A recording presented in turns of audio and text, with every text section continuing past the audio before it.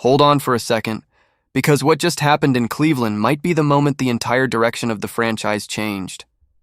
Not because of a trade, not because of an injury, but because one of the most respected players in the NFL stepped in front of a microphone and said just enough to make the entire football world raise an eyebrow.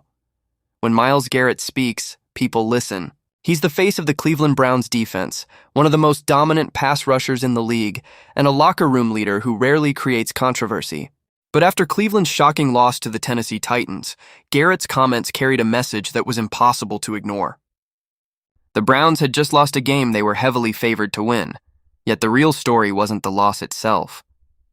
It was what happened during the final moments of the game, when rookie quarterback Shedeur Sanders was suddenly taken off the field during the most important play of the day.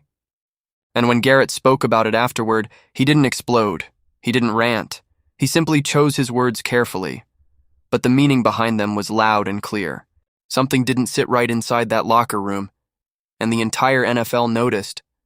To understand why this moment became such a massive story, you have to look at what Sanders had just done on that field. For most rookie quarterbacks, games like this are the stuff of dreams. Sanders wasn't just surviving out there against an NFL defense. He was taking control. Throw after throw, drive after drive, he looked more comfortable than anyone expected.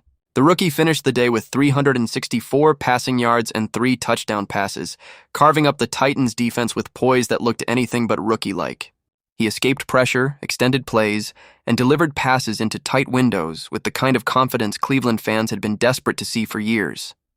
And when the Browns needed a comeback late in the fourth quarter, Sanders did exactly what franchise quarterbacks are supposed to do.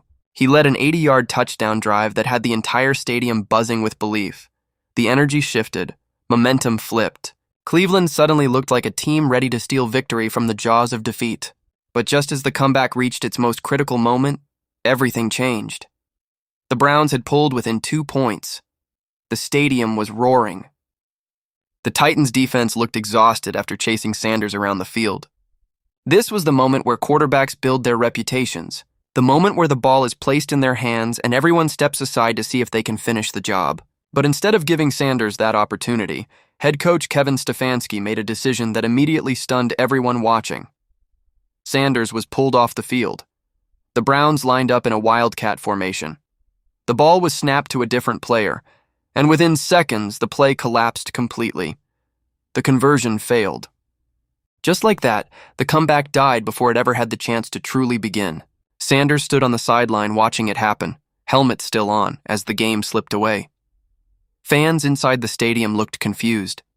Analysts on television struggled to explain the logic. And across social media, Browns supporters exploded with frustration. But the real tension didn't reveal itself until after the game. When Garrett stepped up to the podium, reporters immediately wanted to know what he thought about the rookie quarterback's performance and the decision that took the ball out of his hands. Garrett didn't launch into criticism. Instead, he did something much more powerful. He praised Sanders. He talked about how composed the rookie looked. He mentioned how Sanders escaped sacks, extended plays, and delivered big-time throws when the team needed them most. Garrett emphasized how Sanders continues to look more comfortable every week. On the surface, it sounded like a veteran supporting a young teammate, but anyone listening closely could hear the underlying message. If Sanders was playing that well, why wasn't he on the field when it mattered most? Garrett's words quickly spread across the football world because of what they implied. When a defensive captain publicly praises his quarterback in that situation, it often signals something happening inside the locker room. Players see everything. They know when momentum is shifting. They know when someone is carrying the team. And on that day, Sanders looked like the guy doing exactly that. Garrett didn't say the coaching decision was wrong. He didn't accuse anyone of making a mistake. But he didn't need to. His praise alone was enough to raise questions that Stefanski would soon have to answer. And when Stefanski faced the media, the questions came immediately. Reporters asked why Sanders wasn't on the field for the 2-point conversion. They asked whether the decision had anything to do with the rookie fumbling a snap earlier. They asked whether the play was something That's why the events of this game felt so significant. The Browns may have discovered a quarterback capable of changing their future, but the way the final moments unfolded created a strange contradiction. The players on the field seemed ready to trust Sanders with the game on the line. The coaching decision suggested something very different. And that tension raises an uncomfortable question for Cleveland moving forward. If the locker room believes in Sanders, but the coaching staff hesitates to fully trust him in critical situations, how long can that dynamic last? Teams often reach turning points when a young quarterback begins to prove he's ready for more responsibility. Coaches must decide whether to loosen the reins and allow the player to grow, or continue controlling every detail of the offense. Garrett's message to the team after the loss hinted that the Browns understand what's at stake.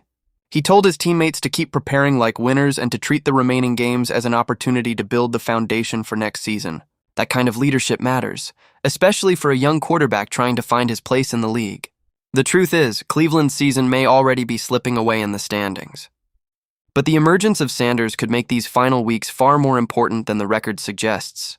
Every snap he takes provides experience. Every drive offers another chance to build chemistry with his receivers. Every comeback attempt strengthens the confidence that quarterbacks need to succeed in the NFL. And if Sanders continues playing the way he did against the Titans, the Browns may soon face a fascinating decision about their future.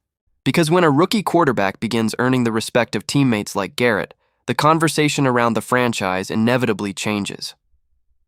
The league has seen moments like this before. A young player steps onto the field, performs beyond expectations, and suddenly forces an entire organization to reconsider its plans. Sometimes those moments become the beginning of something special. Sometimes they reveal deeper tensions inside a team. Right now, Cleveland stands right in the middle of that uncertainty. One game exposed weaknesses, sparked debate about coaching decisions, and quietly introduced a rookie quarterback who might be capable of leading the franchise forward. And if Sanders keeps delivering performances like that, the next time the Browns find themselves in a critical moment, the pressure to put the ball in his hands might be impossible to ignore. Because the entire NFL just watched what he can do. And after Garrett's comments, one thing feels clear. Inside that locker room,